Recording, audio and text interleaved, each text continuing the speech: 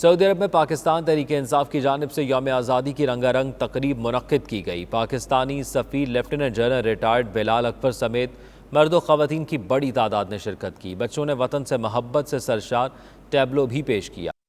سعودی دارالحکومت ریاض میں سجنے والی پاکستان کے 74ویں یوم آزادی کی تقریب میں تحریک انصاف ریاض ریجن کے عہدیداروں کا کہنا تھا کہ پاکستان کا یوم آزادی تجدید عہد کا دن ہے۔ سمندر پار پاکستانی وطن عزیز کی ترقی اور خوشحالی کا عزم قائم کیے ہوئے ہیں۔ پاکستان ایک عظیم نعمت ہے اور ہمیں مل کر پاکستان کو ترقی یافتہ ممالک کی صف میں کھڑا کرنا ہوگا۔ تقریب کے شرکاء سے پاکستانی سفیر لیفٹیننٹ جنرل ریٹائرڈ بلال اکبر کا کہنا تھا کہ پاکستان دنیا کا اہم ترین ملک ہے اور اس کی عوام ایک زندہ قوم اور باصلاحیت ہے، تمام تر چیلنجز سے نمٹنا جانتی ہے۔ یوم آزادی کی تقریب میں پاکستانی بچوں نے ٹیبلو پیش کیے اور قومی نغمے گا کر ملک سے اپنی والہانہ محبت کا اظہار کیا۔